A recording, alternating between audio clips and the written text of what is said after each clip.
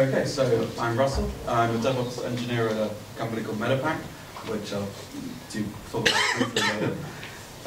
So this is a little bit of a story of my personal experience with Docker. I'm using them kind of in production and near production.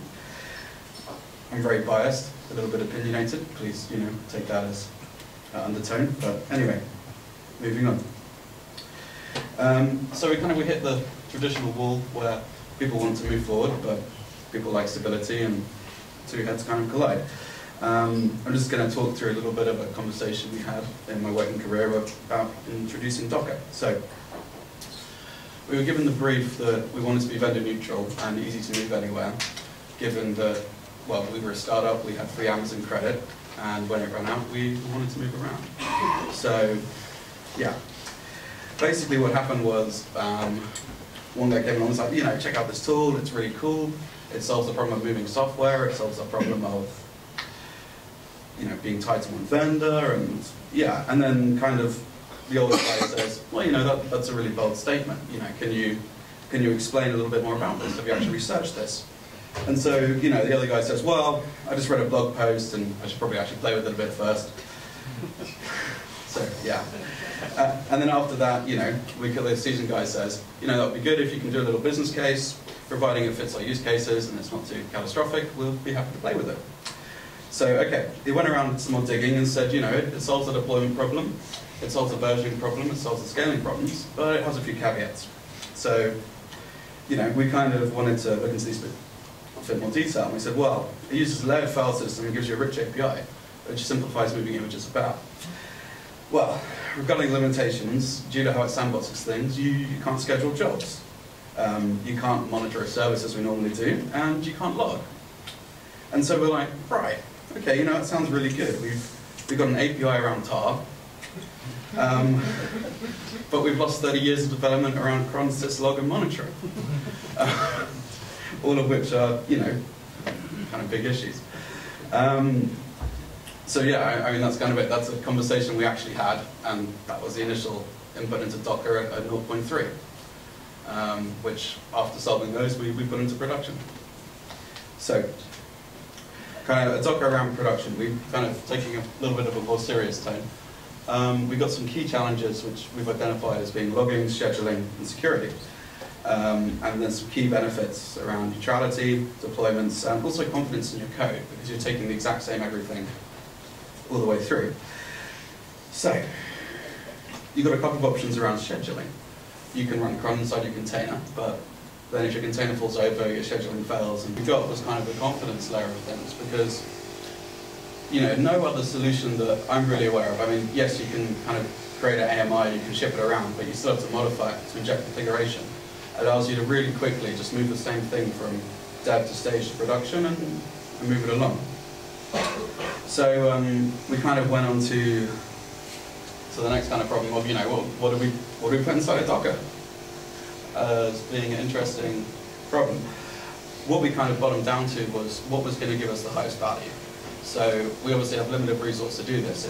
We have existing ops responsibilities, but we need to deliver the solution. So what we found to be really good was the application service being, sorry about the noise.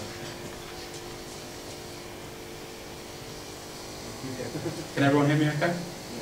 Yeah? Okay.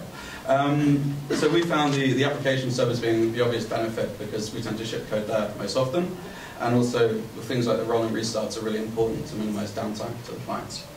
And then also kind of other things we deploy frequently, like proxy servers, forward proxy servers like Squid.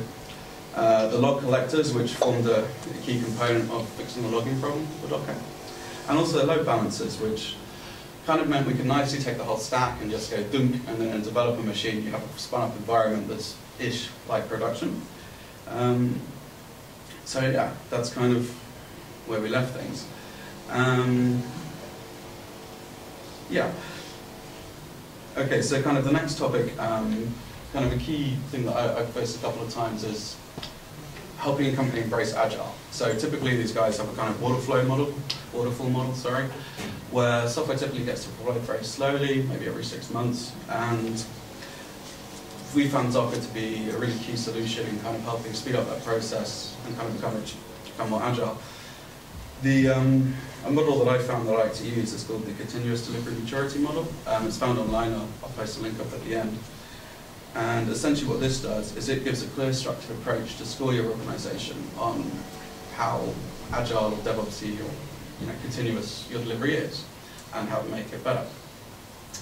So essentially it kind of evaluates you on these metrics here: culture, design, build, testing, and reporting. And then it layers you on 5 kind of tiers. So you've got base, beginner, intermediate, advanced, and expert, which when you break it down, you get a matrix that kind of looks like this. You probably can't read this, but basically,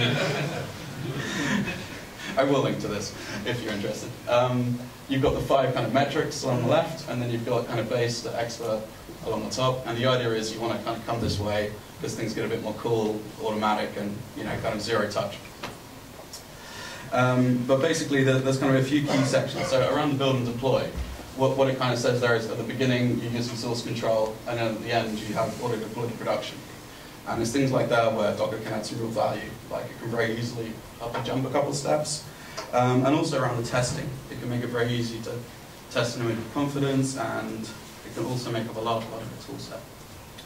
So, how we actually found Docker? We kind of broke it down Docker into 3 general use cases, and as I've used it in the past. So kind of starting with the traditional way of the Docker file. Kind of key features of this is, it's really easy to get going. You've got a hierarchy, you've got the Docker Hub services around. You've got a really good community around it too, but you have some really kind of interesting complications around image size. And for example, if you want to update your Ubuntu image because you like to keep bash patch, for example, you have to invalidate your build chain, which then means you've got to go and recompute, or you can only deploy a new image, which could be a complication for various bits and pieces. So yeah, to be honest, I never used it with a Docker file in production. We found it to be too limiting, and we kind of changed our stance on it initially. So what we kind of settled on instead was this kind of mini VM concept. So the idea is, instead of using a Docker file, instead of using the Docker Hub, we control the build process itself. So we use Ansible for pretty much everything, and we use Ansible inside the container to build up its services as well. And the idea with that is we get complete control over the hierarchy. So we can weekly rebuild a base image that's going to be fully patched, have Tomcat in it, have the proxy server in it, whatever is in your standard image. And also we get control over the init process. So that means we can run multiple processes, such as we can run a logging agent, we can run SSH, well, we did that in dev just to make it easy to drop into the container.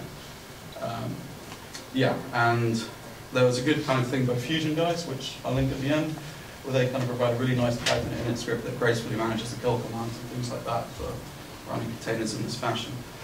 There are a few problems. You're kind of moving away from the Docker standards, so you have to train people. You're also adding in quite a fair amount of complexity.